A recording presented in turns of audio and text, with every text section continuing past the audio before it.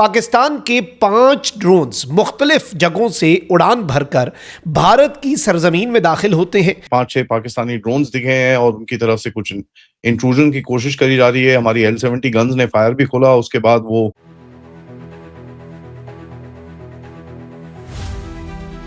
मई 2025 की जंग के बाद this is the first time Pakistan के 5 ड्रोन्स उनके ऊपर भारतीय फौज अपने फायर खोलती है और इस सब के अंदर पाकिस्तान के ड्रोन्स मार गिराने का दावा, क्योंकि वो खुद कहते हैं कि ऑपरेशन सिंदूर को हमने पॉज किया हुआ है। हाँ। खत्म नहीं, पॉज किया हुआ है। मतलब ये है कि इसको फिर चलाएंगे हम। इसका ये मतलब है कि हम सही टाइम पे सोच समझ के। इसमें 2 पॉसिबिलिटीज हैं।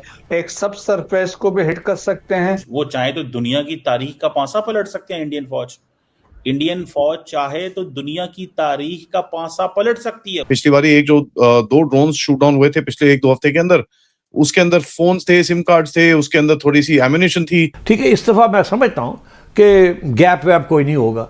एक ऑपरेशन होगा, कोई कहेंगे लो जी पाकिस्तान ने ये कर दिया, पाकिस्तान ने वो कर दिया, और उसके बाद immediately they will attack our airfields. Line of control जो है मकबूजा वादी के अक्रॉस, वहां पर मल्टीपल ऐसे इंस्टेंसेस हुए हैं, मल्टीपल ऐसे वाकयात हुए हैं जहां पर ड्रोन्स जो हैं वो इंट्रूड करने यानी कि भारत के अंदर दाखिल होने की ड्रोन्स जो हैं उन्होंने कोशिश की है। भारतीय फौज की जानिब से ऑपरेशन सिंदूर 2 का इशारा दिया जा रहा है। लंच कितना महंगा पड़ रहा है अब, क्योंकि उसका बिल आ गया।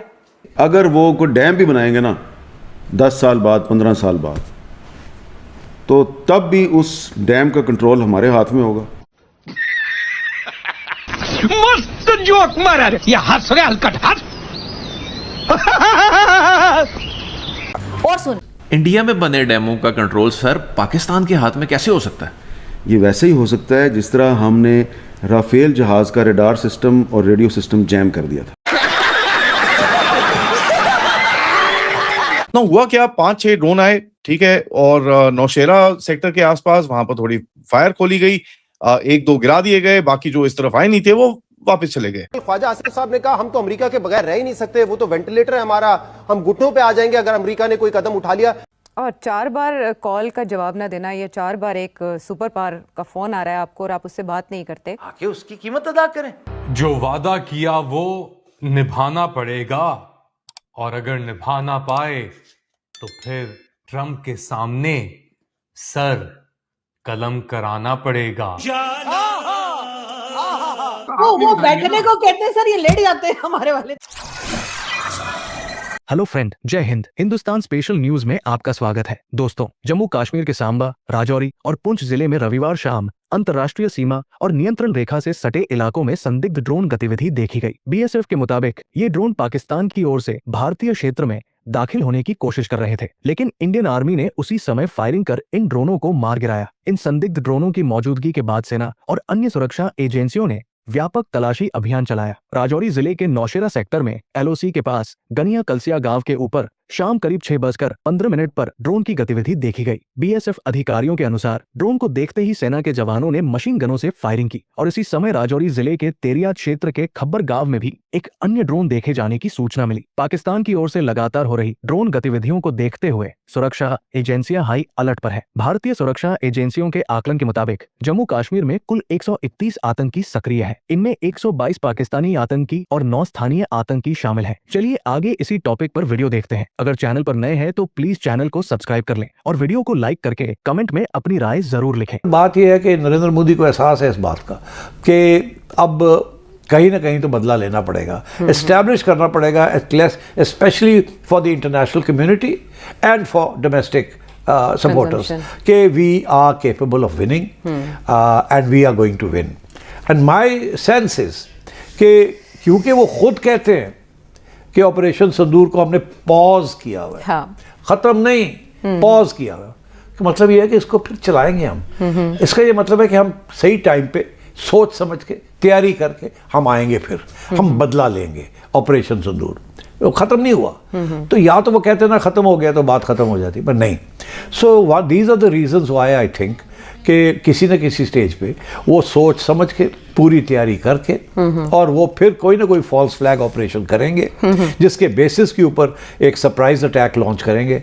पिछली दफ़ा तो एक हुआ ना फॉल्स फ्लैग, उसके दरमियान और ऑपरेशन सिंदूर के दरमियान कुछ गैप भी था। ठीक है, इस दफ़ा मैं समझता हूँ कि गैप वैप कोई नहीं होगा। एक ऑपरेशन होगा, कोई कहेंगे लो जी पाकिस्तान ने ये कर दिया, पाकिस्तान ने वो कर दिया, और उसके बाद immediately they will attack our airfields and try कि हमारा जो सिस्टम है जो प्लेटफॉर्म का, जिसके बारे में कुछ इंडियन कमेंटेटर्स भी बड़ी तारीफ कर रहे हैं, मल्टी प्लेटफॉर्म, तो वो उसको नॉकआउट करने की कोशिश करेंगे। And you know they have the missiles both surface to surface missiles and air to surface missiles, तो और उनकी लॉन्ग रेंज है। So in a surprise attack they might do that. तो therefore my sense is that we need to be prepared for that. One of the reasons कि मैं ये कहता हूँ कि वो करेंगे इस वो करें या ना करें, आज करें या कल ना करें या परसों ना करें, हमें हर वक्त यही अजम्पशन रखनी चाहिए। मई 2025 की जंग के बाद this is the first time कि इंडियन मीडिया ने डायरेक्टली पाकिस्तान पर एक बहुत बड़ा इल्जाम लगाया है। पाकिस्तान के 5 ड्रोन्स मुख्तलिफ जगहों से उड़ान भरकर भारत की सरजमीन में दाखिल होते हैं। पाकिस्तान के ड्रोन्स जो हैं उनके ऊपर भारतीय फौज अपने फायर खोलती है और इस सब के अंदर पाकिस्तान के ड्रोन्स मार गिराने का दावा। Multiple drone intrusion attempts reported near line of control in Jammu and Kashmir.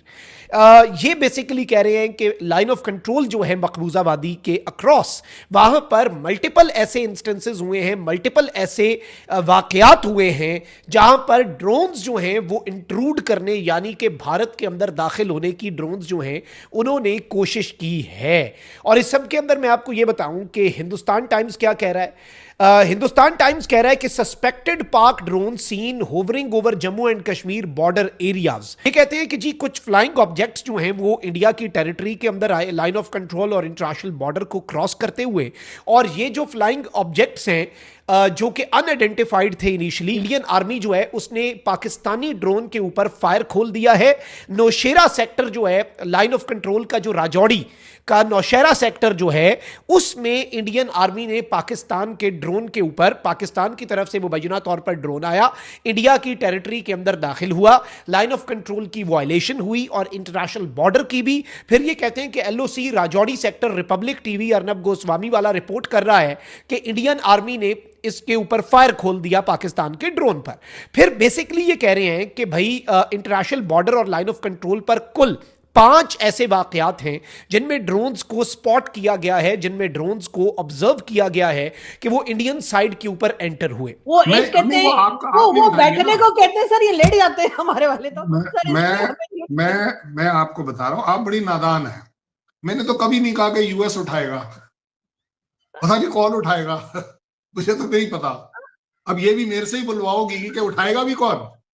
लेकिन ये as a policy, as a India, मैं आपको बता रहा हूं, we don't support such things, we don't have, हमारे कैरेक्टर में नहीं है, कमजोरी है। मैं तो कहता हूं इंडिविजुअली मेरा ये सोच है, ये हमारी कमजोरी है कि हम मॉरली इतना ज्यादा बायस्ड हैं कि नहीं यार, भगवान के सामने कोई गलत काम नहीं होना चाहिए, अल्लाह के सामने गलत नहीं होना चाहिए, किसी को उठाना ठीक है या नहीं है, वगैरह वगैरह।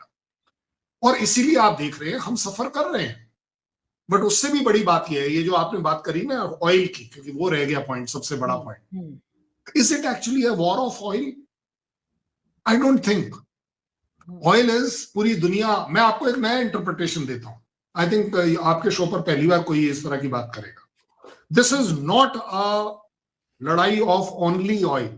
अगर आप रिसर्च कर लीजिए, हमें तो यूएस ने मोटिवेट किया था कि आप उससे खरीद लीजिए क्योंकि सस्ता मिल रहा है, उसकी प्राइस बढ़नी नहीं चाहिए, $60 पर बैरल से ऊपर नहीं जाना चाहिए, वगैरह वगैरह। लेकिन जब हमने उनके साथ, क्योंकि आपने सैंक्शन लगा दिया यूएस ने, तो अब डॉलर बंद हो गया देना उनको, तो हमने रुपयों में करना शुरू कर दिया। वो हमारी किस्मत अच्छी या नेगोशिएशन अच्छी कि वो रशिया ने एक्सेप्ट कर लिया, तो हमने दनादन ले लिया, क्योंकि हमें तो रुपीज में फायदा होता है, हमें डॉलर में फायदा नहीं होता है। अब कुछ समय बाद उनकी वो स्टेज आई कि रशिया ने बोल दिया कि नहीं जी, हम कितना रुपीस का क्या करें, तो उन्होंने बोला चलिए आप हमें चाइनीज युआन में दे दिए, हमने युआन में दे दिया, इसलिए हमारी खरीद फरोख्त ज्यादा होगी। सो जो लड़ाई है वो इस समय दुनिया में जो कन्वे किया जा रहा है कि डॉलर की सुप्रीमेसी एक्सचेंज में रहनी चाहिए, और उस सुप्रीमेसी के लिए ये एक सिर्फ एग्जाम्पल है कि चलिए वेनेजुएला का मैक्सिमम, आज तो उन्होंने ये भी बोल दिया ना कि 50 मिलियन बैरल वो जी। यूएस को दिए जाएंगे और हाँ। यूएस उसे बेचेगा। अच्छा, उसके आगे वाला सेंटेंस आप पढ़िए, बड़ा इंटरेस्टिंग है। उसके आगे ये भी बोला गया है, उसके बाद देखा जाएगा कि इस पैसे को कैसे इस्तेमाल किया जाए वेनेजुएला के लिए। कैसे इस्तेमाल? अरे भाई, उनका ऑयल, उनके लिए पैसा तो आप दीजिए ना।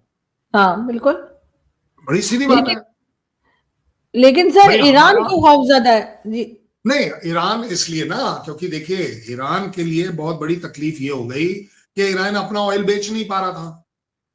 तो जो चोरी छुपे जो भी ऑयल बिक रहा था, वो 500 से 700 मिलियन डॉलर जो वो प्रोड्यूस कर रहा था टेररिज्म के ब्लैक मनी, वो ब्लैक मनी कहां से आ रहा था? वो इसी ऑयल से आ रहा था जो वेनेजुएला के बिक रहा था, क्योंकि वेनेजुएला में बैन लगा हुआ है, वो बेच नहीं सकते, उनकी प्रोडक्शन कैपेसिटी बहुत लो हो गई थी। लेकिन ब्लैक मार्केट वाला ये 100 लीटर इधर से निकाल दिया, 10,000 लीटर वहां से, 1 लाख लीटर वहां से, ये तो चलेगा।